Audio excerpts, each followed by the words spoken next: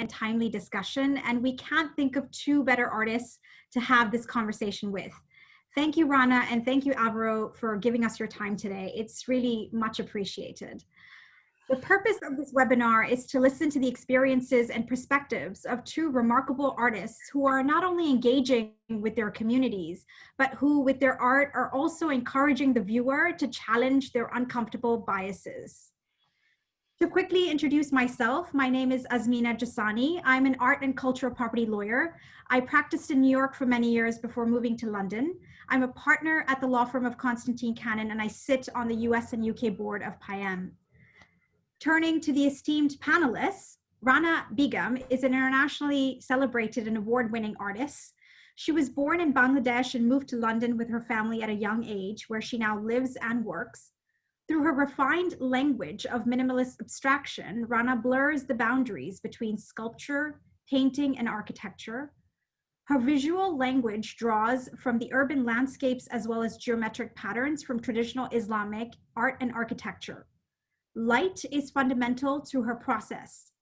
Rana's works absorb and reflect varied densities of light to produce an experience for the viewer that is both temporal and sensorial.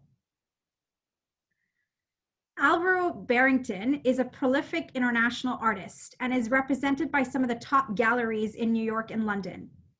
He's also a lecturer, a writer, and a philanthropist. Born in Caracas, Venezuela, Alvaro spent the first 8 years of his childhood with his grandmother in Grenada. These distant memories of a romanticized Caribbean still shape his work today, filled with recurring vegetation motifs such as bright hibiscus flowers. It was after moving to Brooklyn's Flatbush neighborhood, also known as Little Caribbean, at the age of 8, that he was exposed to a mixture of urban influences. From diasporic cultures to hip hop and streetwear, all of which contribute to shaping his practice. Alvaro moved to London to study art and now lives and works between New York and London. So with that, let's jump right in. So I want to first start off by checking in with you guys. How are you? How has it been creating art in the midst of a global pandemic? You know, during lockdown and now as we're out of lockdown, but nowhere near normality. Rana, do you want to start? Yeah, it's strange. It's been really strange, obviously, during lockdown, and not just strange, but incredibly difficult time. And I think the more I talk to people about it, the easier it did get. And I'm so fortunate now to have everyone back in the studio. And like just earlier, I was in the workshop, and it's so nice to kind of get back into work, making things and being a bit more hands-on. I think like everyone else, it's been really tough time and scary time as well. In terms of thinking about how to protect everyone, how to work in a safe way as well, and how to continue being creative. I think that was something that I had to kind of really put at the bottom of the list in terms of priorities, if you like. Yeah, I did have a bit of a block during lockdown, but I managed to kind of overcome that through doing watercolors and forcing myself to do that while homeschooling. So yeah. Fun. Yeah. Alvaro, what about you? Firstly, thank you for this invite and this conversation. And I've never met you, Rania, but I know we went to the same school, so probably a lot of overlapping friends. I think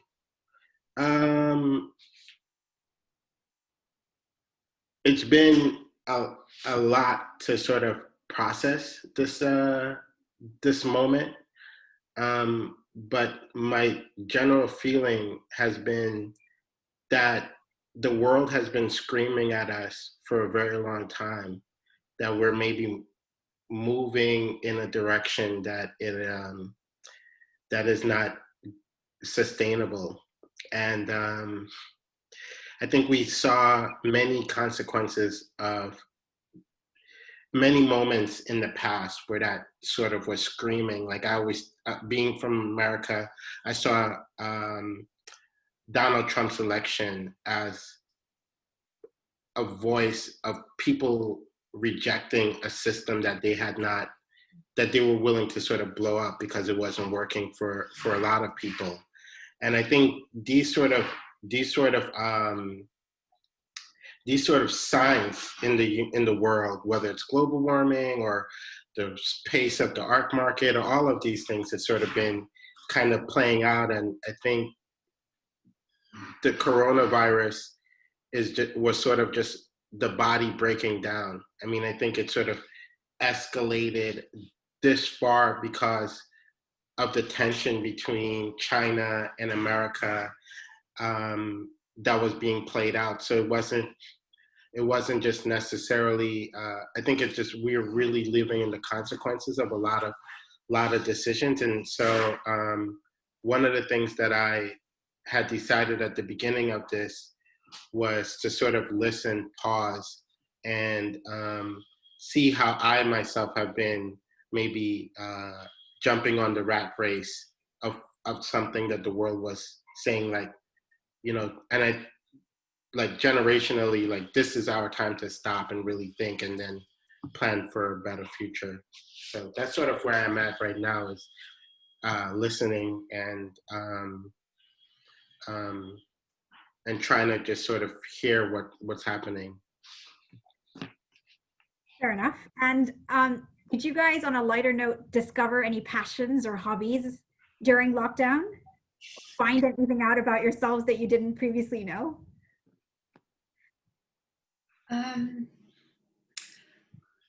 Do you want to go out first, Alvaro? Did I discover anything? Or have you watched or listened to or read anything interesting that you'd recommend to our audience members? You probably had more time to read. I didn't have time to read. I was too busy thinking about what the next meal was going to be, because I felt like we were eating for the world.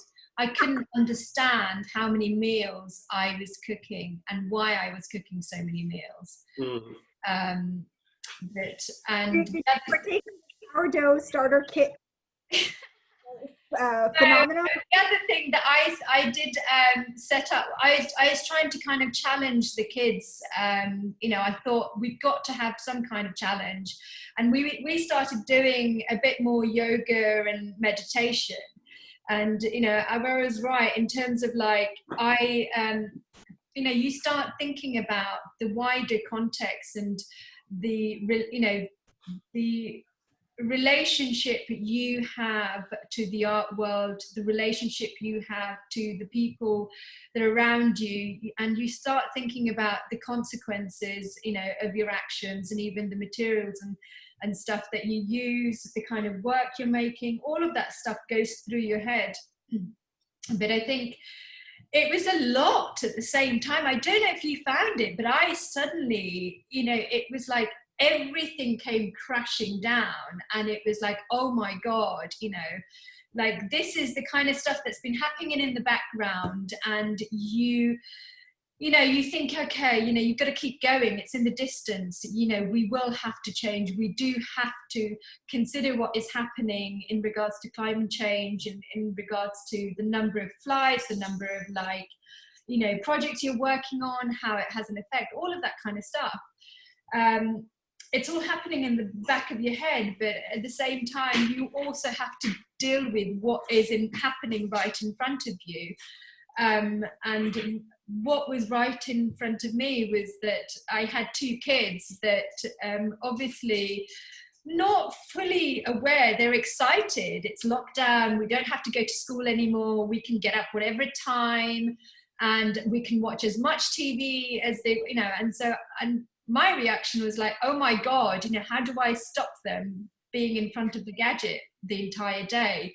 So we set up a schedule, and it starts off with, you know, having meditating, doing yoga, and so these were things that we became quite kind of strict about. But one of the challenges that we set ourselves, ridiculous challenge, was, you know, if we could do splits by the end of lockdown, and we have not been able to achieve that. That was our ridiculous challenge. Aisha is able to, but Jabril and I didn't get very far with our splits. Hopefully by the end of the year, before a vaccine comes around. I know, it's extending. It's like, yeah. Alvaro, is there anything you recommend? You know, I'm a painter, and I like to spend a lot of time by myself. But I also have like a huge sense of FOMO, and one of the things that had been really great for me in lockdown, if I was like just to sort of keep it on a positive note, was that it was the best my FOMO has ever been in life, because nobody was doing anything, and I got a chance to like be by myself. I made probably like 700 works on paper, and from drawings to books and it was actually one of the most productive I've been. Oh my God, so you're one of those artists that actually was creative. Oh my God, I thought when someone was like, every time I spoke to people, they were like, oh my God, this is the best time for artists. You must be producing huge amount of work. I was like, what are you talking about? When do I have time to make work? I can't believe that you actually were producing huge amount of work. Well, you know, I changed what I was making. I mean, I've always like tried to work small, even though I make a lot of big paintings a lot of times. But I want to see those.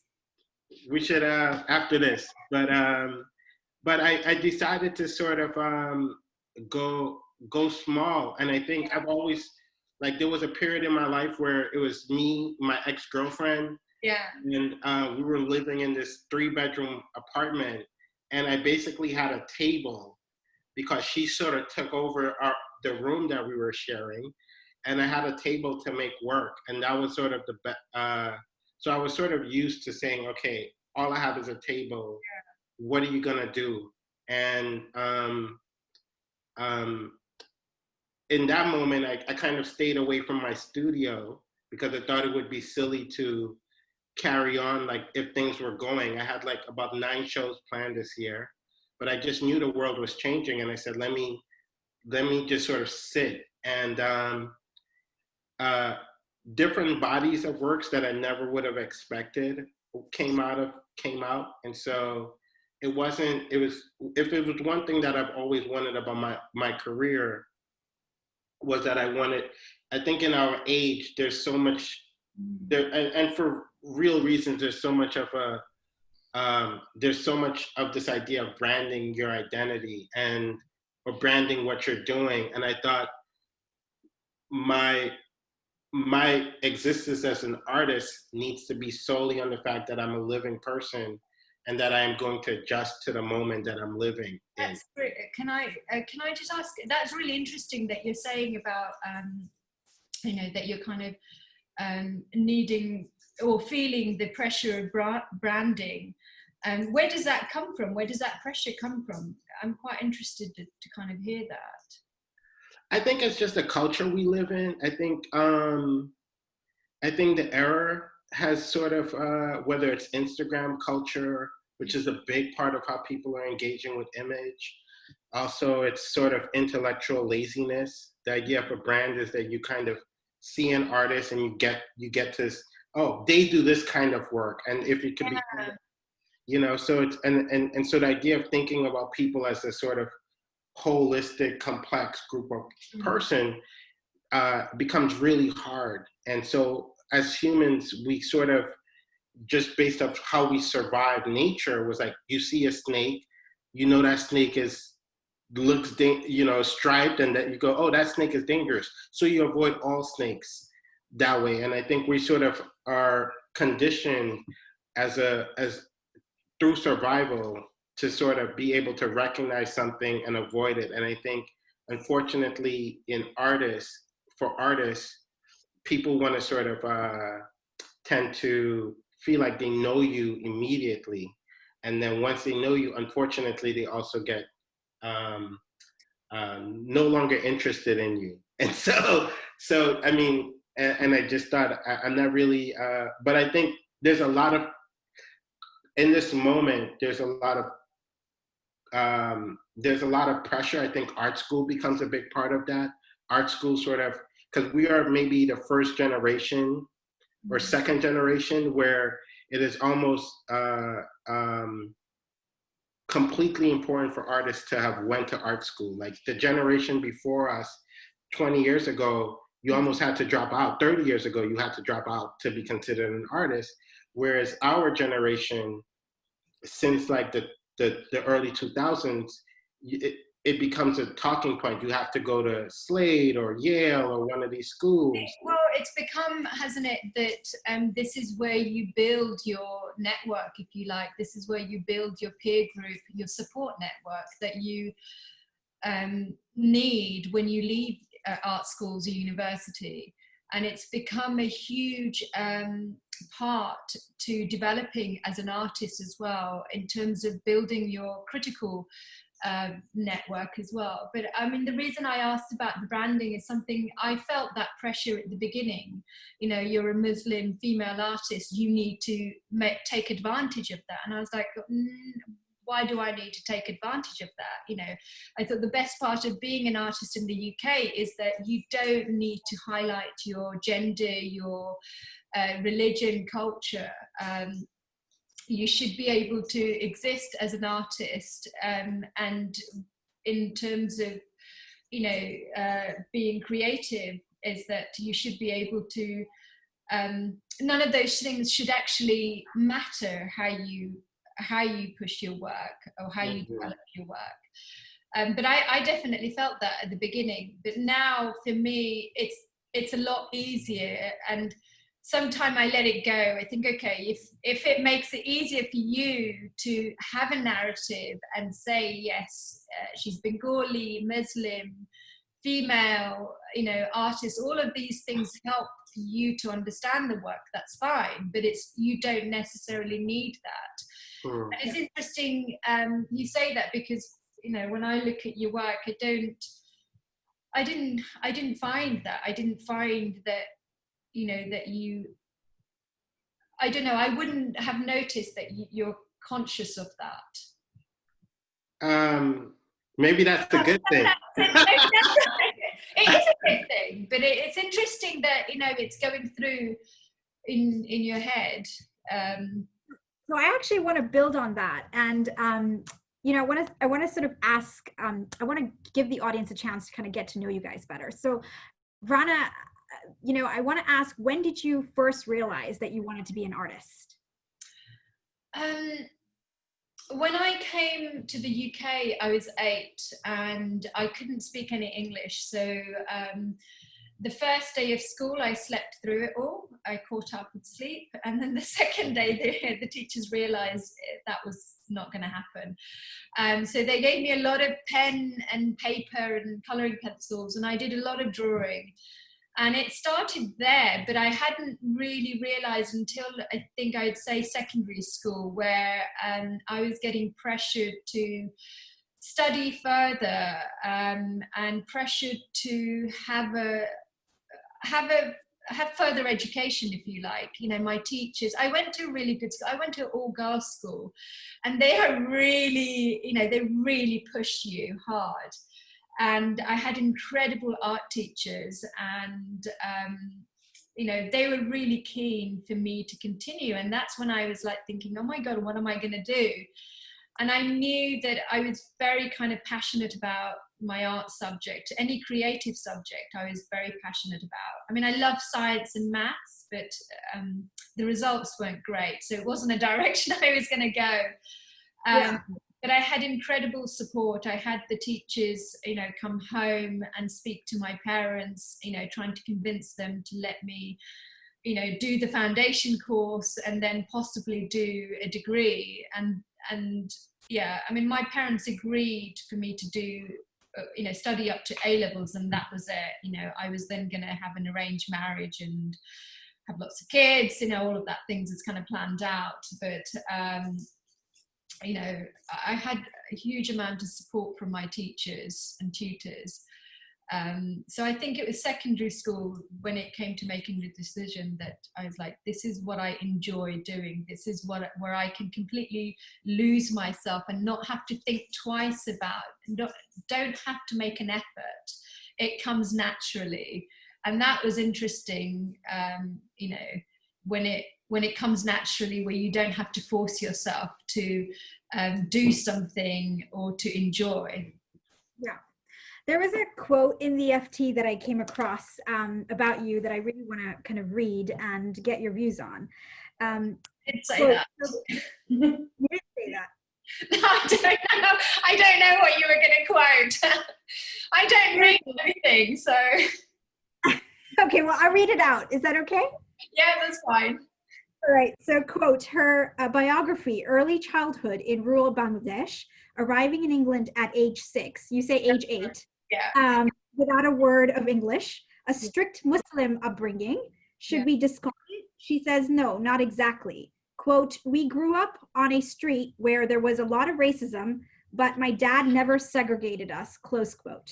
And then you're also quoted in that same article to say nothing is as segregated as you think it is. And I just, you know, I want to ask you, what was it like when you broke it to your parents, or when your teachers sort of came in and supported you, to, you know, to sort of help you with that decision to pursue art as a career? How did your parents take it? Were they? It was not easy. I cried a lot. I spent a lot of time crying, wanting, you know, I struggled a lot trying to convince them to let me study. You know, my older sister had to kind of get a job and get married at a young age as well, and that was exactly what was kind of planned for me. I think I've seen, you know, my mum, my aunts struggle, and I've seen their life. You know, they spend a lot of time taking care of everyone, and I was really, I didn't want to have this dependent. I didn't want my life to be dependent on a man, you know, and that I remember clearly thinking that I want to be able to make my own decisions. I want to be able to financially support myself.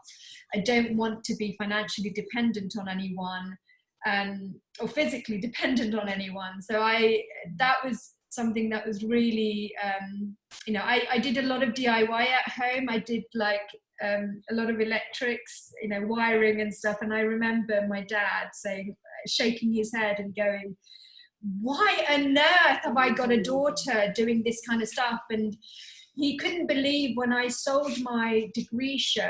He came to see the degree show and he said, you know, I just don't understand you.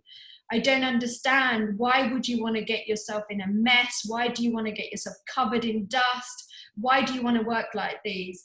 It wasn't easy. But I was lucky. Again, I can't stress enough how fortunate I've been in terms of the support I had from the schools, the art schools, you know, going into further education. And it was because they were able to see the potential. I didn't see my own potential, really. I didn't see what I could achieve at all. You know, my thing was like, okay, I could do A-levels. That is great. I never expected to do A-levels. Then it was like the foundation course. Then it was a degree. And, you know, each of those steps was always a kind of surprise for me. But culturally, yeah, it wasn't easy for my parents. And I understood that. And I never wanted to kind of blame them either for any of the difficulties I was having, because it was tough for them. You know, I could see how tough it was. I could see how tough it was for my dad to financially be the sole, you know, the only person that was supporting the entire family, and then his sister back home as well. I remember my mum wanting to learn English and joined a English class in the evening. And so we lived in a street, it was full of lots of other Bengali and Pakistani families. And the minute my mum joined the English class, the entire street started talking about it. And so straight after that, my dad pulled my mum out of that English class. So I could see the effect it had. So I knew from quite an early age that I had a battle in terms of with my dad, trying to convince and trying to stand up for what I felt was right and what I felt that I deserved in terms of, having that equal kind of possibilities as my brothers. Yeah. Alvaro, I want to ask you, your formative childhood years seem to inspire a lot of the art that you create today. And I'm wondering, what about, carnival culture or the Caribbean compels you to keep referencing it in your art? So there's a couple points that was brought up. So I'm going to try to answer that question, but also some of the things that Rana said and were sort of more, I thought is, so I might do it like a roundabout kind of way of answering that. But that idea that you said of nothing is a segregated, this idea of segregation. And then also there was a moment where we were talking about identity.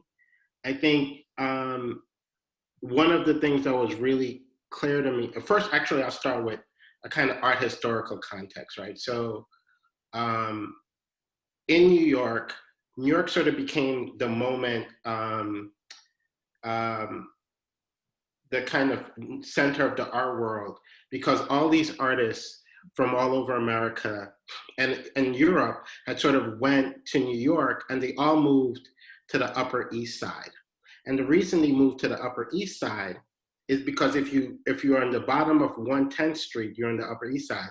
But if you cross the street, you're in Harlem, and you're in Harlem. And if Harlem in the 1930s and 1940s was where all the great musicians were. And so you never hear the story of Rothko or Pollock in this relationship of them actually being in the midst of like one of the greatest musical revolution of the last 500 years, jazz. And the main reason they're there is because they're trying to Rothko is trying to do what some of the jazz musicians were doing. And they were in that conversation. In fact, Matisse left Paris 4 times, not to go to Soho, not to go to the Upper East Side. He left to go to Harlem to listen to jazz. And so there's this idea, and in fact, he made a whole series called Jazz. So to get back to the sort of point of identity, I grew up in Brooklyn, in New York, at the moment where Biggie, Jay-Z, Lil' Kim, Nas, LL Cool J, I mean, these guys were all around me growing up, Busta Rhymes. And one thing that happened when I traveled the world was it didn't matter if I was in Beijing or Argentina, all of these people everybody would know, like, oh, Biggie. If I said I was from Brooklyn, they go, oh, Biggie. And it didn't matter if I said, oh, I'm from Madison, Wisconsin. Nobody knew what, you know what I mean? It's just that. And so one of the things I did have to recognize was that there was a lot of explaining about my identity. There was a privilege that I had, and that a lot of the things that I lived through was explained through the culture, through rap. And so I was sort of walking into spaces where they knew about what I was listening to and what I was going through, but I didn't necessarily know what they were going through. I had no idea what was happening in Beijing in '96, who they were listening to, but they knew Tupac and they knew all these other. So I had to recognize that in many ways I was sort of in the center of a sort of identity that had actually dominated what the idea of Blackness looks like. Because Blackness, for me, if you're in the middle of Nigeria, is completely different from the Blackness that was happening in Harlem. And so I wanted to actually get more specific about my identity, because it also meant that maybe hopefully people can begin to see that my identity is it actually, it's a couple different things. It's super unique because there's so many things that I was experiencing that I'm learning how to figure out. I'm going through the journey of saying, oh man, damn, that's what happened to me in 96. Oh, so that's why I feel this way, or that's why I have this insecurity, or that's why I feel this anger, or whatever. And I think the idea of somebody figuring that they know me before I know myself upsets the hell out of me. Because I'm like, how the fuck do you know how I'm feeling if you heard that I'm from, a certain area? And I'm like, that shit is mind blowing to me. It's like fucking crazy that somebody could have the audacity to say, oh, I know you, I've already categorized you. And I'm like, how? So my entire thing is like, yeah, I want those things to be front and center, but at the same time, it doesn't necessarily mean anything. Yeah, I'm from Grenada, but that doesn't mean anything. You know what I mean? Grenada is 200 people, 200,000 people. And each of those experiences are very unique. And I think one of the things that the sort of algorithms of our society is doing, and it's always done that, is try to lock people in to an identity. And if you go on Instagram, it markets to you. It markets your identity to you before you even know it. Amazon is advertising things to me that I didn't even know I was thinking about, So there's this all of like, there's this sort of powers that be that are looking to close us down. And I think artists should give people the space to feel free, to let people know, and we've spoken about this, but do you feel you're responding to that quite a lot? Because that is something that I've now just said, I don't care. I want to hear how people react to the work, but for me, it's not important how people try and put a narrative on the work or you. Do you feel you're really responding to that now, or was that something that you've been responding to for a long time? Sorry, I'm interrupting your flow. No. I just thought it was really interesting, and you sound really passionate about it, and I think it is really important, because it was something that used to really bother me before. Now I feel like you can't change how people feel or think or how they want to pigeonhole you into a box. I think you could, I think it depends on the artist. I think there's some artists like Rothko. One of the brilliance of him is or many of the artists who were sort of formed, because I went to a school that was sort of formed by the abstract expressionist painters. So they're very deep in my DNA. Helen Frankenthaler, Pollock, all of those people, and just being from New York, I was very formed by that. But one of the things that my professor, Katie Siegel, and Carrie Moore used to say to me was that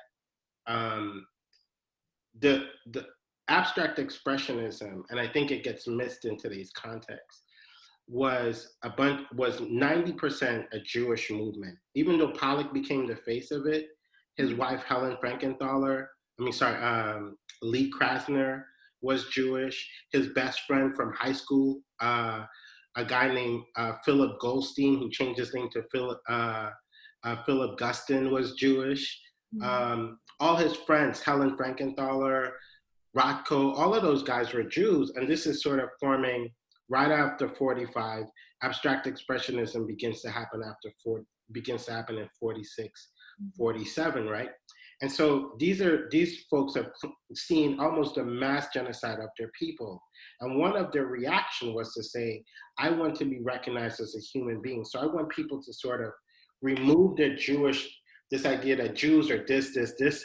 I just want you to walk up to my painting. This is a really rudimentary way of reading a Rothko. I just want you to walk up and see a red fuzzy blob on top of another red fuzzy blob. I don't want you to see that I'm a Jewish person and I'm a victim and all of this thing. So I think they were formed, and I think they were sort of looking at it as a way to sort of open up this universal idea of being a human being. Whereas I think someone like Whereas I think someone like for me, or Kerry James Marshall, who's a huge hero of mine, he wants you to see that that's a Black girl walking down the block happy. Because the imagination around Blackness has become so restricted in terms of what the imagination of a Black person gets to be in people's minds, that the idea of seeing Tamir Rice is a Black kid who's like playing with a water gun and gets gunned down because they think, oh my God, that's a guy who's gonna rob a bunch of people. The amount of Black people who get gunned down all the time for just doing basic things, sleeping in their bed or whatever. It's just like, and being positioned as a threat. And so I was formed under identity that I am constantly being pushed into a box of like something that is always a threat. And what that meant is that sometimes I should feel is that if I felt angry, I can't feel angry because somebody may feel like it's a threat, and I want to feel angry sometimes, or I want to feel happy sometimes, or I want to feel all of my feelings. And I think I was lucky enough that my favorite artist of all time is Tupac. Yeah. And he felt angry at some moment. He felt sad at some moment. He said, fuck that bitch at some moment. He loved his mama in the next breath. He got to feel everything that he felt. And I felt like I want to feel everything that I feel. I mean, I don't want anybody to tell me I can't be that. Oh gosh, I can completely relate to that.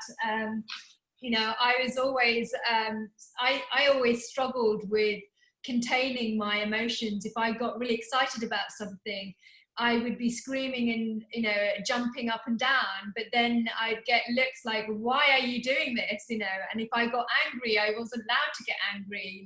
It's like, you're emotional, are you on your period? Those things kind of pop up, but it's great to kind of hear you say that, because that is something that I don't know.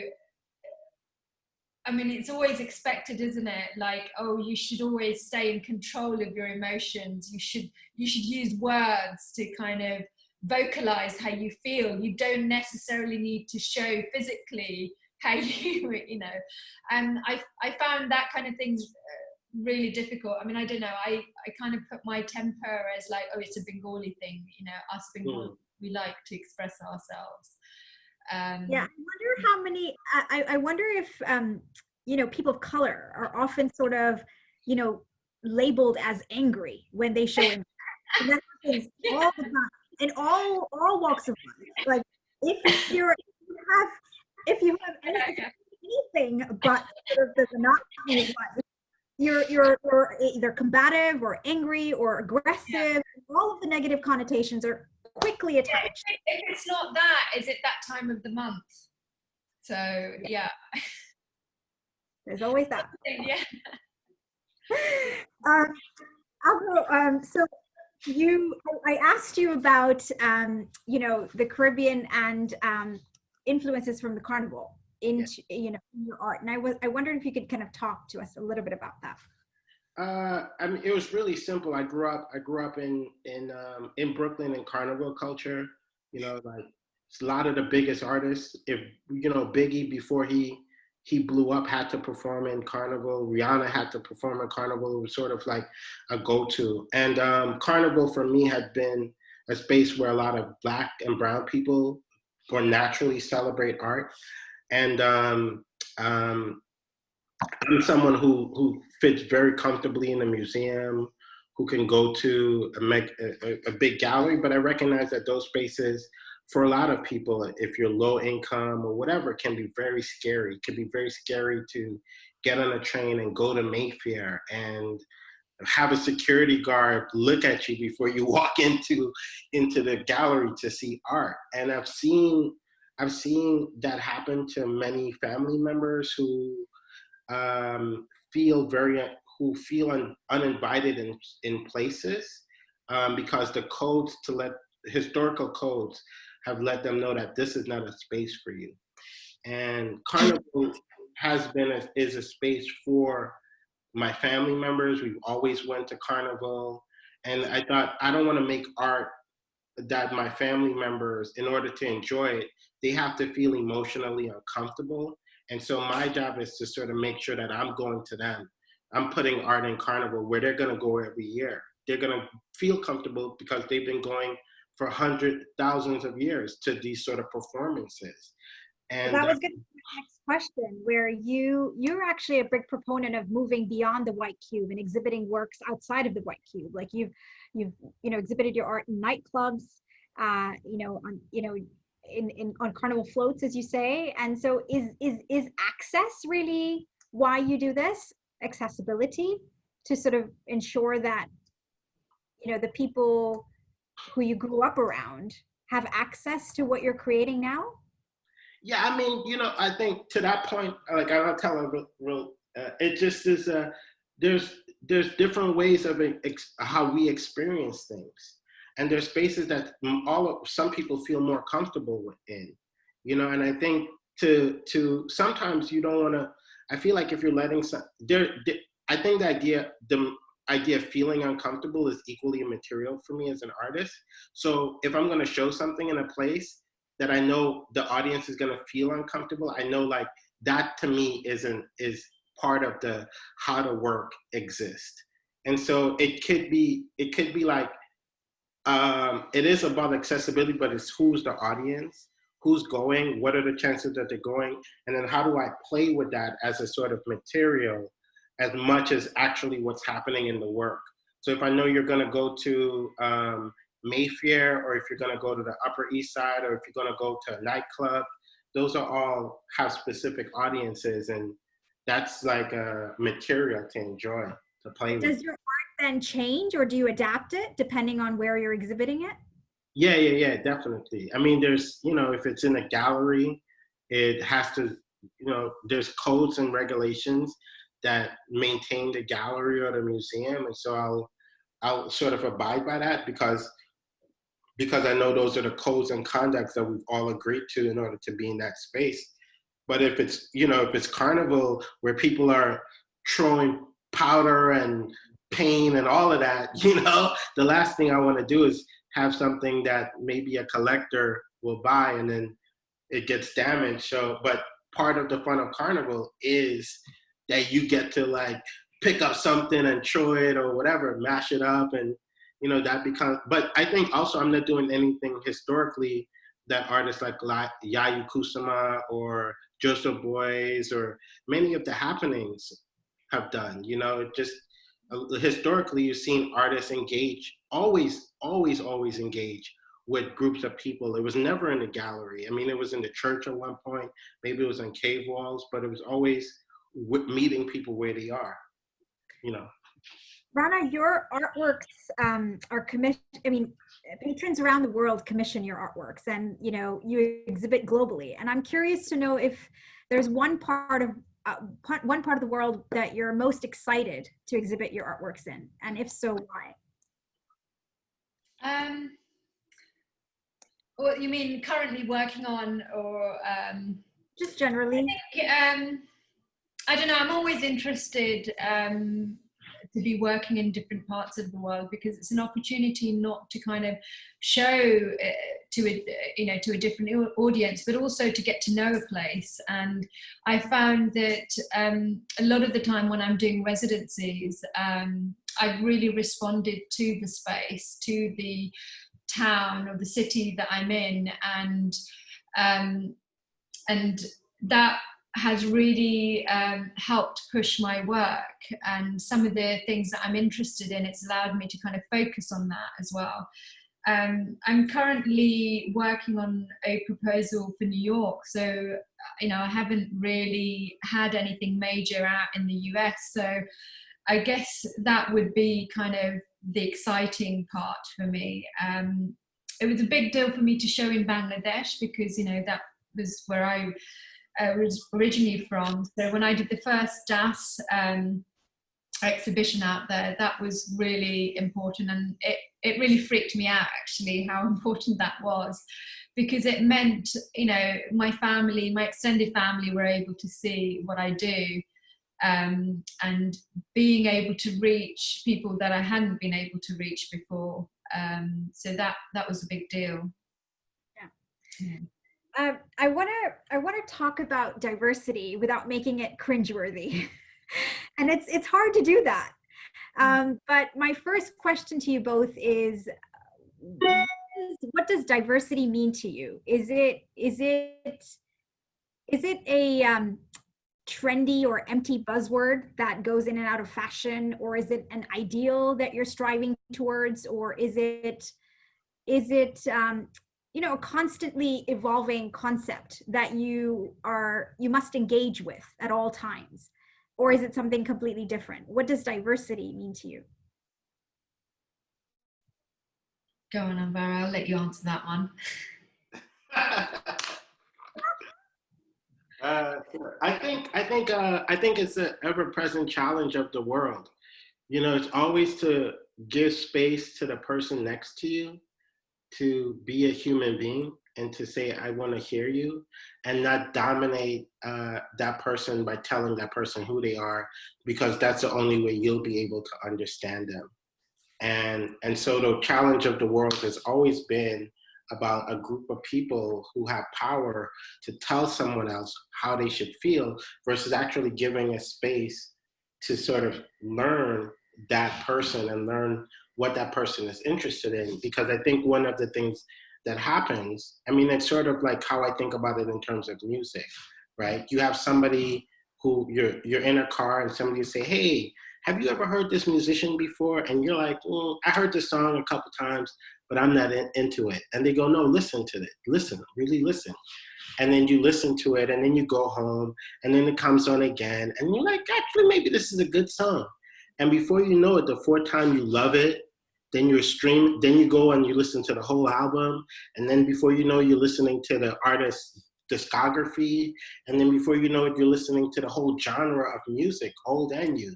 And so it's really, by listening to that person, you become a fully human being. You've gotten to see and experience things.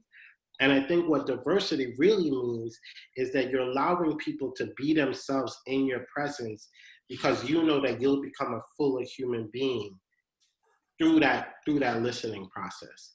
And it's not like some sort of corporate code word. I think that's really what it's kind of become, but it really is the eternal experience of human beings, of listening to each other and letting each other be who they are. Yeah, I don't know if I like the word diversity, but I like kind of, what it means. For me, what it means is having an openness for to have a conversation, openness to kind of allow things to happen within the work, but also, for the other person as well. And I think, I was saying in an earlier, I did a talk earlier as well, and I was saying that how important it is to have an open mind. Is that as artists, we are, we're so fortunate to be able to work with so many different people, to be able to have conversations, and as artists, we take things from various people, and you need to be able to be open and understand. And we live in a world now where you are not segregated. You're not isolated, through, various kind of media outlets. Even now, not being able to travel hardly, you still know what is going on at the other side of the world. And that's what I feel diversity kind of means, is that to be open. And by doing that, you're allowing things to kind of come through and feed through your work as well. I want to read out a statistic here, or a study led by Williams College in Massachusetts in 2019 on 18 major museums in the United States showed that the pool of artists in museums collections was 85.4% white, 9% Asian, 2.8% Hispanic or Latino, 1.2% Black or African American, and 1.5% other ethnicities. This study also showed that the pool of artists in the museum's collections consisted of 12.6% women. What do you make of these statistics? Are you surprised? Do you care? Yes, we care. I think we definitely care. I think you can tell by our, you know, it's something that it's not a shock, but it still is, and we're living in the night, you know. I was going to say now, we're living in 2020, and I can't believe what is happening around us. So, and yet I can believe what is happening around us. I can't put words to how things are and how fucked up things are. And the only thing that you can do, you know, that's kind of what I'm thinking about, is what can we do as artists? You know, how do we bring, you know, how do we change things? How do we bring attention to things that needs to be changed, you know, needs to change? I don't know. I mean, I don't know what you think, Alvaro, but yeah. I do and I don't care about it. I mean, I think growing up, even before I picked up a paintbrush, the biggest artist in the room was Basquiat, and Basquiat never had a museum show. I mean, he was barely being able to, you know, the institutions and the power that be didn't even want to give him that. And I think for me, I think my main priority, if I was to talk, I mean, I think people have ideas of museums and stuff like that. And I knew artists, mostly of them were white men, who had museum shows, and that didn't mean anything. The culture didn't remember them. Nobody thought about them. And I just think personally, my job, this is my specific philosophy. I don't want to give anybody else that. I just think if my family members aren't moved, if my community aren't moved by what I'm doing, then then nothing means anything. I could have 1,000 museum shows. If my brother doesn't walk up to me and be like, bro, I went to your party and I had a good time and I loved it, then to me, that's way more important than whether a museum gives me a show or not. I mean, I really, you know, I mean, I'm fortunate that I've been offered, and, you know, I've said yes once or twice, but, you know, I really don't think about that. I really think, like, I really want my family to feel like, and my friends and my niece to feel like the thing that I'm doing in the studio when I'm alone all the time is that I'm thinking about them and I'm letting them know that they're important to me. And the thing that I want to do reaches them in a way that makes them feel real. And then I think if the museum comes afterwards or whatever, I mean, that's great. But the museum to me is at the very, very bottom of anything that I'm interested in. You know, and I've gotten a lot of pushback because I work with some people who love museums, and I love museums. I love going to the Tate or MoMA. MoMA was one of my favorite places, but actually I don't think about the museums at all. I think actually, I think my job really is to make sure that culture is not the museum culture, but my family members who make up my culture understand what I'm doing. And then if the museum comes 20 years later, that's okay. But it got to start with, like, it starts with me, with my friends and family. I think for me, you know, I thought I was living in a country or a town that was the most accepting, you know, and I think for me, you know, when Brexit came up, was a massive struggle for me, because I felt the opportunities that I've had are based on my work, not based on my gender, you know, religion or culture, but based on the work that I produced. And what has come to light, you know, through Brexit, through Me Too demonstration and Black Lives Matter, is that how many, even in 2020, how many people's life are, you know, the amount of discrimination or injustice or you know, the difficulties, you know, even the day-to-day, even getting a job, you know, how difficult that is. And so yes, it does bother me when you know, when you look at the statistics and, you know, there is a clear understanding on how museums have the shows or how they are bringing, because it's made for a certain, only certain type of audience. So yes, you know, for me, it does. I mean, my parents, my family, you know, you know, they've never been to an art gallery, they've never been to a museum before, you know. And why is that?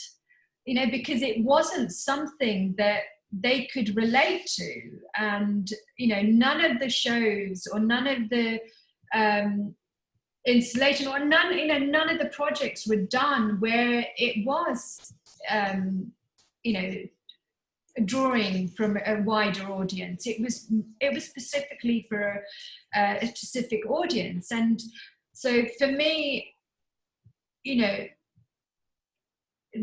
reality hit, I guess, when these, you know, three things were happening, you know, one after the other: Brexit, then Me Too, then, you know, Black Lives Matter. And it brought up, it dredged up a lot of things that, you know, you've either experienced or you've witnessed someone experience, or, you know, you're having conversation about, and you're like, why are we still allowing it to kind of process like that? And how can then, you know, how can London or UK kind of still promote itself and say we're the most diverse country in Europe, or, you know, diverse city in the world? And it makes me angry when I hear that, because you know, there's so many walls that stop you know, people from getting where they want to get. So yeah, it's, I don't know. And I guess I'm kind of like trying to figure out where I fit in all of this. And actually now, you know, you are, I mean, you know, I've got 2 kids, so I want to be able to leave, you know, my kids are mixed race, and they haven't really experienced anything. They haven't really noticed it, because, you know, as parents, we protected them. But yeah, and in the same way that my parents have protected me, you know, growing up on a street where majority of the families were, you know, Asian, and there were a few kind of white families. There were one family that was living opposite us that were just incredibly racist, and we would have abuse, we'd have our windows broken, all of this kind of stuff. And it's just something we just accepted. It's like, it's fine. It's, you don't have a choice. You can't fight it, you know. And I guess now it's like, you know, how do you have the strength to say, actually, no, we're not going to accept it, and we're not going to continue in that way. And how do you do it in that right way? Yeah, I don't know. I don't know if I sorry. No, this is good. I mean, I think my question to you is, what do you say to those people? And these are generally, you know, quote unquote tastemakers who say, well, you know, minorities and women and folks from the LGBT community aren't really represented in museums because, well, there is a lack of demand for their work. How do you respond to stuff like that? Well, you asked, why do they feel that there is there's lack of demand for the work? You know, that's where I would start. And, you know, who are they to say that there is a lack of demand? It shows, actually, for them to kind of say that, it shows how narrow their vision is, how narrow, and it would really shock me, you know, to find, you know, someone at that high level, of that position, to say something like that. It's clear enough, you know, that they haven't really experienced the wider world. You know, I live in Hackney, and I love being able to get out of my house and not being seen for the color of my skin, not being seen for my gender. I love, yeah. I mean, you know, because the thing is, this is not just kind of unique to museums, right? It's also the art market itself. I mean, if you look at sort of the sales and you look at, you know, the galleries representing these artists, I mean, I think only now is there sort of a change, or it seems like there is a bit of a change coming. I wonder, and I'm curious whether it's going to be a trend, and it will quickly go back to where it was, or this is really a real change that's here to stay. And Alvaro, what are your thoughts on this? There's I think the system that's been created, especially here in the UK, has been oftentimes expanded because it's a group of it was a group of people who found a way to reach out to their community. So whether it's Jay Joplin at YQ, or Sadie at Sadie Coles, or Maureen Paley, they had found a way to sort of expand what was happening with their group of friends, and found an audience who then began to collect that work. I think our job, for me, how I look at it, is that those people have their experiences that are locked in what they love, whether it's, you know, Sarah Lucas or Damien Hirst or Peter Doig. So that's their experience, which has gravitated to this body of work. I think for me, my job is to sort of say, well, what about the other billion people or hundreds of millions of people who have the financial wherewithal to want to own and collect work? Like in New York, the fastest growing economic class is Black women, right? They're the most highly educated group, just general group, and they're oftentimes the highest income earner just in any specific group. And I just think, like, my job is to make my work more accessible to them. Now, if they're going to sit on the boards of MoMA or not, I don't really, you know, that's a conversation that's above my pay grade.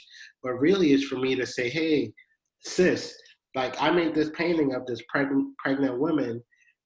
Do you like it? You know, and then hopefully they want to collect it. I think, and I've told this to all my dealers. I said, you know, I really want to expand the market for my generation, and not necessarily demand that older people who don't relate to my work all of a sudden feel connected. I'm grateful when they do, because there's a lot of older collectors who are interested and curious about what this generation is about, or interested in what my friends are doing, and so they want to support that. I mean, not support it, but they want to participate in it, and they want to live with it, and I'm grateful for that. But really, my job is to make sure, like, I got a lot of friends who are upper middle class, who are middle class. I went to very privileged schools, but you walk in their house and you don't see, you know, there's in my work on their wall. So I'm like, what am I doing wrong that you don't want my work on your wall? And I told my best friend, the best thing that happened, he's known me as an artist forever, right? And the day I knew I was doing something interesting was when he came into my studio and he was walking out and he said, yo, what are you doing with that painting? You mind if I get it? And I said, that was the first time I knew I was making good art, because that was him naturally saying, I want to live with this. So I kind of view it as my job is to open up the market, as opposed to sort of rely on maybe the 200-300 collectors that are sort of being founded by like David Zwirner and Larry Gagosian and Sadie Coles or Thaddeus or whoever, and then saying, well, you know, like, please, you know, let me, because you like Robert Rauschenberg, you might like me. It's like, no, I want my generation to go, I was at that party. I fuck with the shit that you fuck with. I want to own it because I want to own it. And that means there's hundreds of that. I mean, they are literally hundreds, especially in this generation where we're in a digital revolution, where there's a lot of people who are forming the digital age, whose income is rising right now because they're part of our culture and they're forming the digital age. And so I think I have to be responsible to them in their digital age now. And I have to say, hey, just like the modern artists like Picasso and Manet, they were reaching out to the new merchant class. They weren't trying to get into the house with the kings and the oligarchs and the heads of the church. They were like, no, there's a rising merchant class. We have to connect to the rising merchant class. We have to make art that relates to the contemporary life of these people. And so they made art for their community. And I think, and that expanded the market, because before the only market was really for kings and for the church. And so I think my generation is to sort of connect to my group of friends and say, you know, you're in your 40s, you own a house, you own something, you know, is this interesting for you to live with? Cool. I want to play a clip in which James Carey Marshall discusses the issue of underrepresentation. Let me see if we can make this work.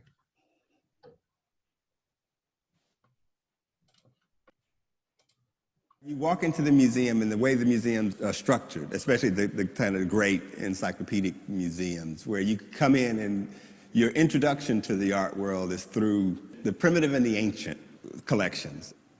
And then you start moving up the stairs, and you go into you can get to medieval European work. And then you go all the way through from the 14th century, the 15th century, the 16th century, the 17th century, the 18th century, the 19th century. All of that stuff is magnificent stuff. It's all good. You know, we all like it. But you become, at some point, you become acutely aware of your absence in the whole kind of historical timeline that develops this kind of narrative of mastery. We take it for granted that this is just the way art history has been structured. It's like the people who make stuff, and especially the people who make the best stuff, you know, they are all Europeans. They are all Europeans. And when do other people start to come into the field? Well, only after they had been dominated and colonized by Europeans. And then what are they starting to do? They're starting to do what the Europeans were doing.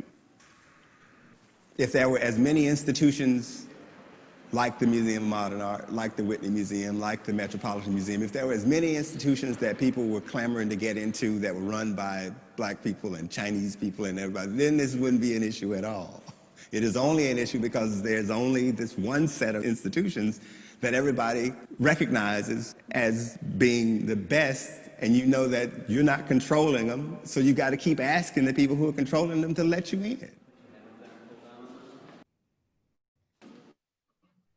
So Alvaro, I think you already touched upon this a bit, but I'm curious to know how both of you as Black and brown artists navigate this predominantly white art market in the US and Europe. Do you have to adapt your art to sort of fit some sort of narrative, or do you feel that the art market has adapted to you? I think it's pretty clear in looking at both of our work that we're not the kind of artist that is going to adapt our work to fit into a museum or a particular collection. I think that's definitely something I know that I've completely never needed to. You know, my thing was always, if I wake up each day, I can say I'm still an artist, and that was enough for me. Whether I'm in a museum show or not, whether I'm in a particular collection or not, it really doesn't matter to me, and it never will. I mean, I get people saying to me, oh, you know, you should be in this collection, you should be in that collection, and I'm like, why should I be there? And you know, why is that important for me? It's not important for me. I think the important thing is, you know, like Alvaro is saying, is how you affect people and how, you know, how you're represented, how your work is represented, and what that means in the wider context as well. But I think things do definitely need to change. And I feel like this change that's coming on is something that it's going to last, not something that is, you know, it's there. It's not a momentary thing. I definitely, you know, I don't think I've ever felt I don't think I've ever felt anything like this before or seen anything like this before. Yeah, I don't know. It's, go on, I'll let you answer. You know, I think Carrie is one of my heroes, and I think he's one of the greatest painters to exist. I think he's made it a specific mission of his to diversify what people experience when they go to museums, and that he, you know, he wants his work to be next to a Rembrandt, or and so he's sort of addressed this sort of idea of the institution and the role of the institution in forming the narrative that gets preserved, right? Because museums generally are a place that end up preserving items and preserving objects and art artifacts. And so he's made that a sort of one of his missions, is to open that up. I think how I feel about it personally is I'm grateful for that fight, because I think that's important, and I think a lot of people experience their humanity, other people's humanities, through museums, right? And if you go to a museum that 90% of it is white men, that becomes the imagination that you think is the only people who can do stuff like that. But I think how maybe how I grew up, and sort of is maybe one of the things that sort of I run to, is that I grew up where the neighborhood that I lived in was like the most important thing for me. And seeing, you know, whether it's Biggie rapping at the corner, or Busta pulling up, or Lil' Kim, or Pharrell, you know, or Nicki Minaj, or whatever, all of these guys were around when I was around. It just felt, I think that sort of gave me a sense of identity and self that that I privilege from, even to this day. So I never really had to question my value, because my value was becoming widely disseminated, not in the museums, but through like cultural production, like music. And so I think, to answer your question, I think a lot of people are going to experience other people's identity through the museums, but even that has like so much issues, because who gets to be invited into the museum? You go to Guggenheim, it's like $30. So immediately, you know, the idea of $30 for a working class person is a lot of money, right? It's like who has $30 if you're trying to feed your kid, you know? And so I think there's a lot of different things that the museums has to fix. But I personally, and even the galleries, but I feel like those are so big and so beyond me, that I just rather sort of focus on the community that I know, how they experience it. And I think that ends up longevity for me. It ends up meaning more, as opposed to, you know, because I've experienced microaggressions, and we both went to Slade. I was the only Black person. I went to Hunter College. I was the only Black male, you know, or like Hunter had one Black male every 3 years. Slade has one Black man every year. Yeah. So it's like, you know, I think the idea of like, to me, you know, I just kind of feel many of the galleries I work with, I was the first Black person, and some of these are the biggest galleries in the world, you know. So I think I'm not really into fighting to get into the house. I think if I get in, like, that's great, but it's really to not make my cousins and them feel like, oh, because they'll never get in the house, that all of a sudden their experiences culturally is less valuable. I feel like their experiences had enriched me a lot, and I need to like reinforce that, even though I have been quote unquote accepted by these sort of other institutions, because I feel very comfortable in there that have been in there for a long time, that it doesn't devalue what they're experiencing. And because it doesn't enter into a marketplace that is written about, they're in their own marketplace. They're buying things, they're buying, they're trading.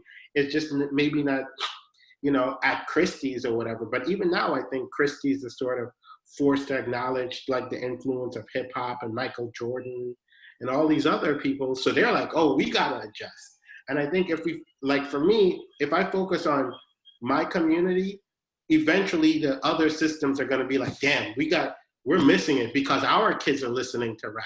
Our kids are listening to Tupac. So if our kids, if we wanna relate to our kids, we better get on board with what they're going through. And I think that's organically, but that's sort of where I sit. Like, just try to empower the people that I'm around, and then other people will come on board. I hope that makes sense. I'm sort of all over the place. It makes perfect sense. Alvaro, I wanted to, you spoke about this a little bit earlier, but I want to just sort of ask you more directly. How does it feel when you see sort of mass protests erupt around the world, after the killing of George Floyd, and we recently found out that the cops who killed Breonna Taylor aren't directly going to be charged for her death, and I wondered how you sort of process all of that as an artist and as a Black artist. Does it impact your work? Not because I lived through that. That's like, if you listen to Ghostface Killer, All That I Got Is You, the beginning of that song is you hear the wheels on a bus, and you hear two kids talking, and one of them go, "How old are you, young blood?" And the other one goes, 13. And then it goes, "Damn, the cops must be running out of niggas to arrest."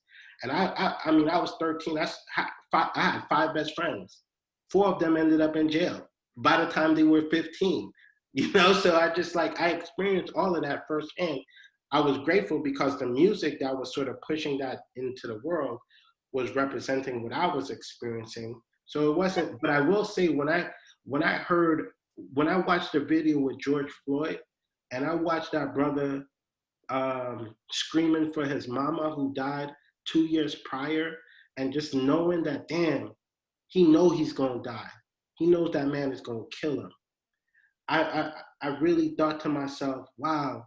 I mean, that shit rocked me to the core, and it made me go, I need to be better. I think a lot of people, a lot of the world had seen that moment and said, how do we be better in terms of racial issues? And I've already found myself, I thought that was a moment that really made me conscious of how I need to be better, including the Me Too era. It's I think when these conversations bubble up to the surface, what it means is that a lot of us as a community is beginning to address something that has existed for a long time. But now we're ready to sort of collectively, because other friends are other people are sort of processing it at the same time, that we're now consciously rising our conscience up. And I know a lot of people who, almost everybody, a lot of men in my life after Me Too, a lot of women, all said, this has happened to me.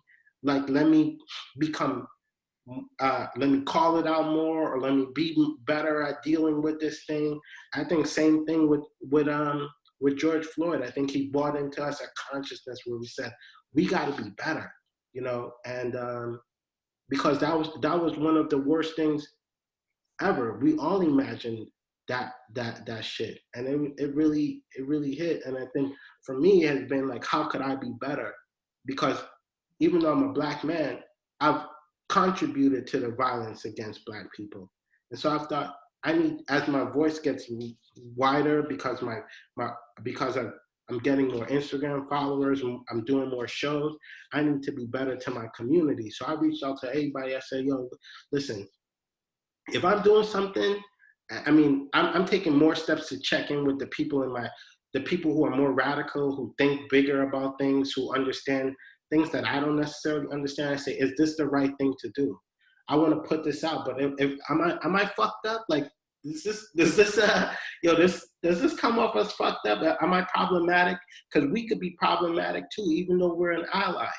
you know, and so I thought, man, I got to check in more with friends to make sure like I'm not being a problem, because the more power you get is the more you could be problematic. And so I want to make sure that I want to reduce my problematic gestures as I sort of move forward in life. But that all really, you know, that was always part of me, but really seeing George Floyd and really hearing that brother scream out for his mama and knowing he's gonna die, and that for 8 minutes just lying there knowing he's gonna die. Like, damn, this dude's gonna kill me. Damn, mama, like, mama, I'm coming, man. He's gonna kill me.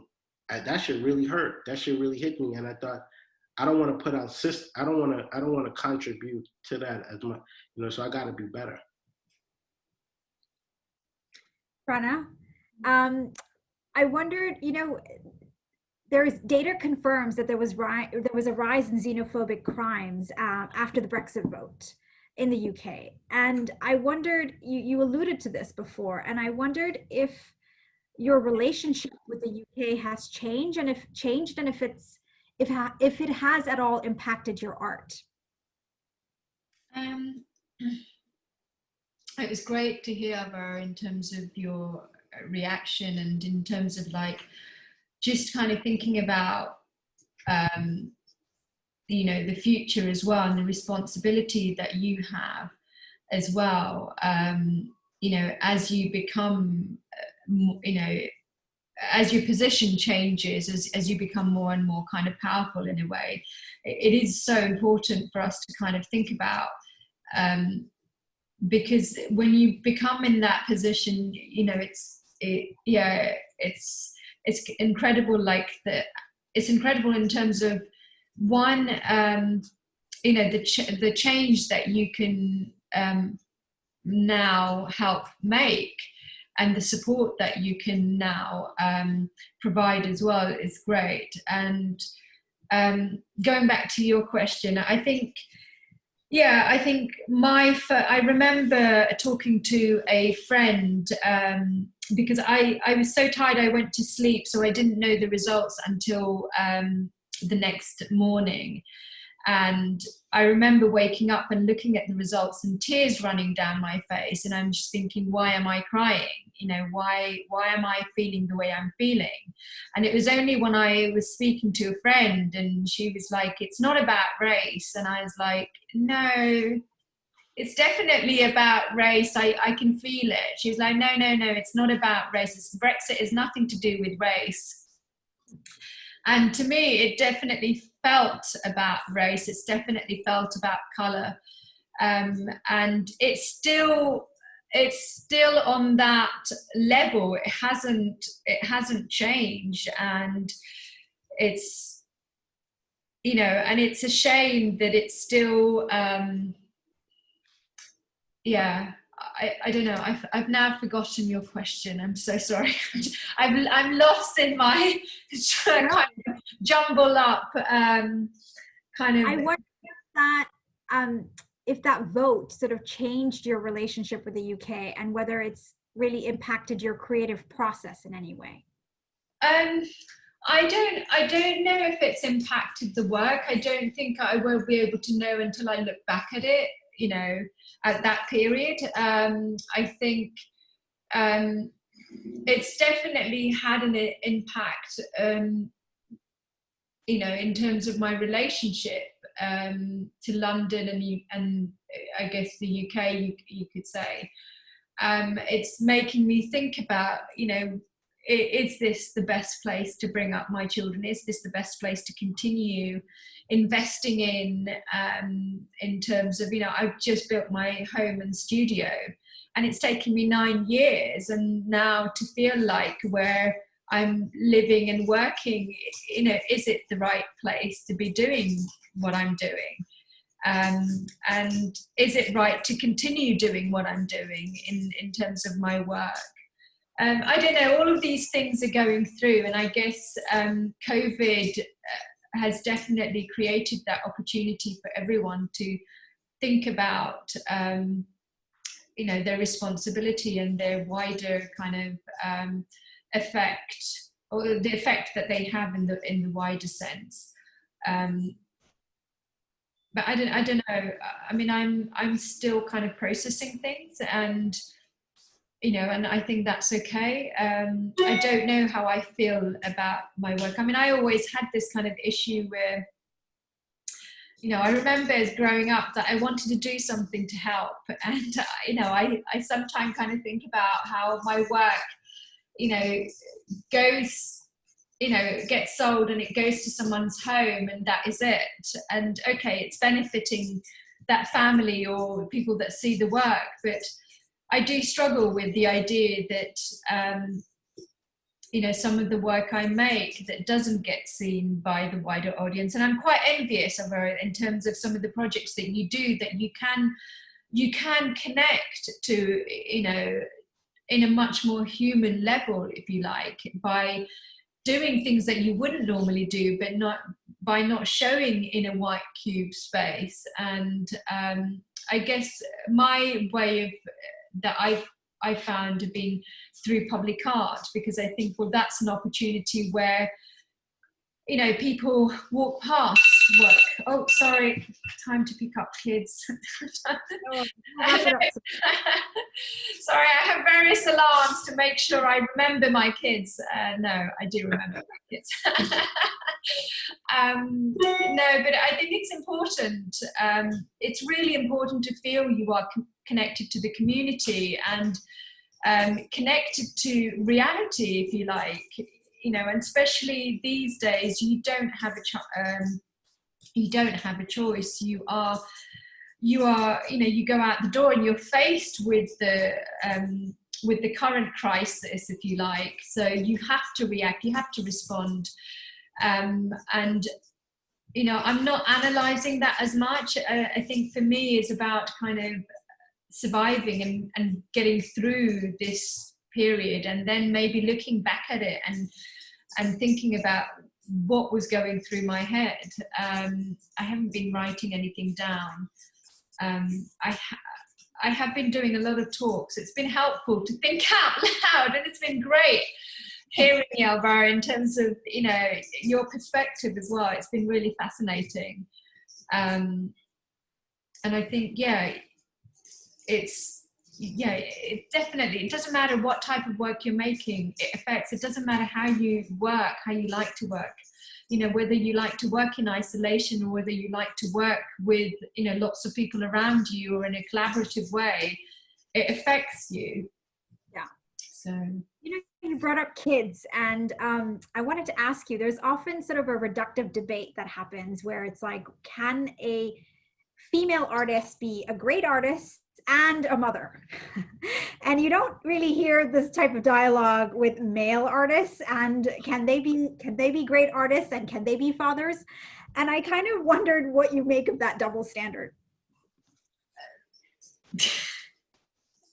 Well, I'm glad you brought up the male. I'm glad you brought that up, because I would have got very cross if you had just said to me, so how do you feel as a mother, you know, working? I think that would have, you would have had me kind of lose it a little bit. But Chantal is laughing in the background. Oh, there's Jabril. No, you're right. It's, you know, it's the same way how, you know, you get asked, oh, it's a lot of female artists that use colour. And I get very cross about that, because I just think, you know, why are you trying to kind of pigeonhole, you know, why are you trying to kind of narrow it down to that it's not true?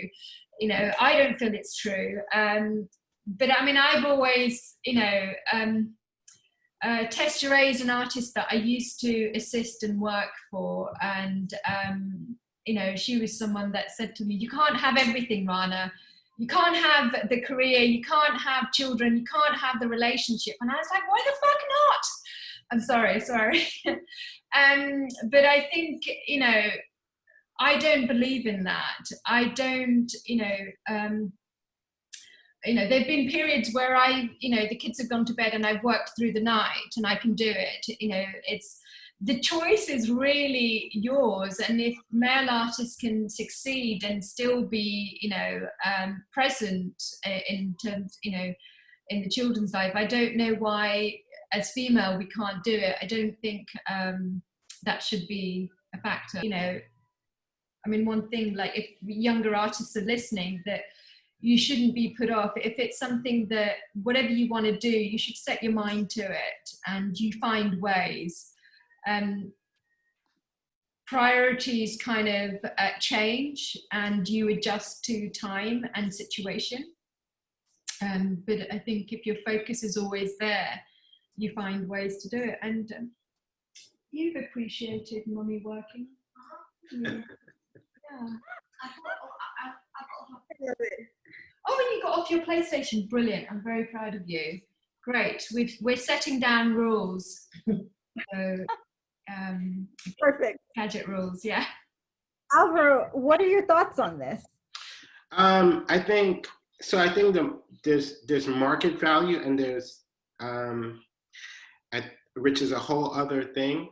But I think the only thing we have in life, my fundamental ground philosophy, is time, right? And one, you'll no longer have it. And so you can't carry $1 million to the grave. But the most important artist I know painter, because I consider myself a painter, if I walked into 10 of my friends' house, and a lot of my friends are females, but if I walked into 10 of their houses, chances are 5 of them would have a Frida Kahlo painting on. They wouldn't have a Pollock or a Picasso or, you know, whoever. They would have a Frida Kahlo painting.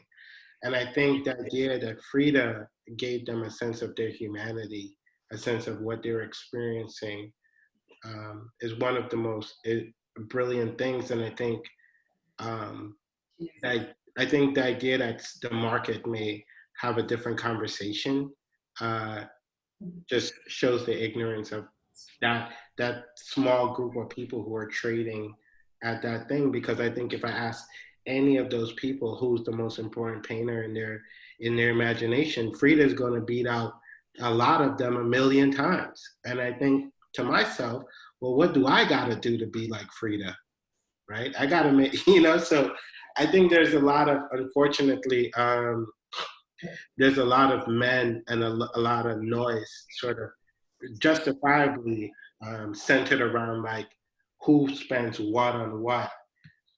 But really, when I think about like really, I mean, who's the most important painter in 90% of my friends' lives? It's Frida Kahlo. Like that's just a hands down, you know. And I think, you know, that speaks to a truth that maybe doesn't get recognized. But I also think like the idea of this market, which is sort of defined by men, the idea that there's no actual economic labor considered for like women and being moms is the most insane thing, right? And so the amount of labor that women put in raising kids, that the women in my community put in raising kids, the fact that according to the market, their input, their economic input is zero, speaks to like maybe one of the dumbest things that we've sort of allowed ourselves to believe, right? And that doesn't make any sense, which I think, I mean, it's like, come on. I mean, but I think that's a very pernicious, very violent psychology that has us like undercutting how much teachers get paid, because in our imagination, teachers are often women. It undercuts the NHS, like, because in our imagination, the workers at the hospital are women. And I think it really talks to larger systemic patriarchal violence more than anything else, that really our generation, hopefully the consciousness of our generation will hopefully bring to the forefront and say, that's a lie. And we should have never believed it. Yeah, that resonates a lot with me. I mean, I gave birth at the peak of the pandemic to my second daughter. And yeah, I mean, it is, even in my line of work, you're sort of always wondering, well, can you be a partner at a law firm and, you know, be a mother? And yeah, I mean, it's a little bit of an exhausting debate to be having, and I don't even know why that's a conversation. But part of it is sometimes that, you know, the society lacks sort of appropriate infrastructure to really kind of sustain women in the workplace. Yeah. I don't know. I find that, and it's sort of, it's across the board in all lines of work. I want to wrap this up because I know we've run over, and I think that people might have questions.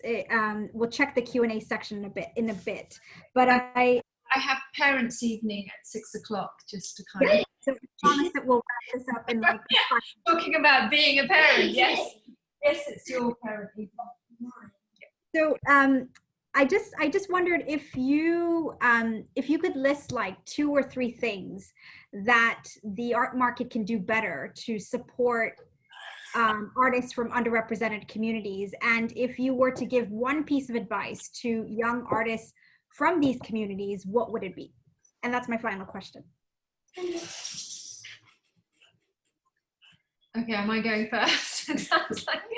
I think one way would be to actually to change the people that are in position of power, that have all that say. You know, that needs to change. I think without that, you know, it doesn't matter even if you have people lower down, even if there's a mixture of community, you know, from people from mixture of community, nothing's gonna change. It's changing right at the top. That's where you want the change to happen, and that's where you want a much more diverse group of people, if you like. And in terms of my advice to the younger generation, is like, do not ever get put off by what people say.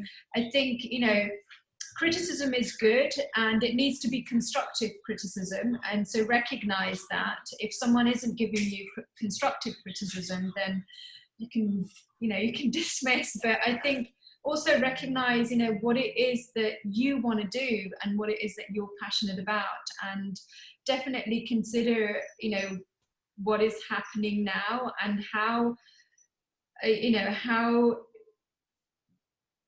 how your position, wherever, even if it's in the art world or in the law, you know, in law, or, you know, teaching or medicine, I think you need to be more aware of the position you're in, and making sure you no longer have that attitude where, oh, it's okay, I'm used to this, you know, this kind of dismissive behavior or racism or subtle racism, if you like, or, you know, all of that kind of stuff. I don't know, I feel like I've given a lot now. Fair enough. Said a lot. That's a lot to take in. Oh, it's good. It's good. Alvaro? Yeah, I mean, I think it's the thing. It's like my personal philosophy is believe in your community, believe in your friends. You know, I think there's a lot of people who are sort of competing for the same group of collectors, and most artists have a lot of friends who are around who are collectors, who could be collectors. And I think if you are fighting for your friends to be collectors, which means that you have to make work that relates to them, they become a wave where people will ultimately start recognizing, oh, that's something that's happening. You know, London wasn't a center of the art world, and it wasn't until, like, you know, Damien and Sarah Lucas and them, they really turned inwards, and, you know, they changed the whole face of it, of what is now one of the largest art markets in the world. And I think they started by being inwards, you know. And I think a lot of artists have to believe in themselves, believe in their friends, believe in their community, and then eventually people will turn to you if you're lucky. I mean, maybe they will, but, you know, if you're starting trying to get into somewhere else, no, you know, then that's an important fight. But I think when you believe in your friends, you become the alternative, and then people can go, oh, wow, thank you for showing me an alternative. Because it's easier to be the alternative, to give people a vision of what could be possible, than to try to fight to convince somebody to come over there. You know, my stepdad used to say, listen, it's easier to get to the top of the mountain and then and have people see you and they do the work, than go down to the bottom to try to get people up the mountain. You know, it's just like, you just got to keep going, and then somebody gonna go, oh, whoa, he unhopped the mountain, I got to get up there. You know, so that's just my feelings. You know? That's really good advice. That's good advice. Well, thank you both. I know we're running over, so thank you both very much for doing this talk. It's, you know, I could go on and on and on forever. And you guys were both really engaging. And again, thank you for your time. It's much, much, much appreciated. This is an important conversation to be having, and I'm glad that we had it.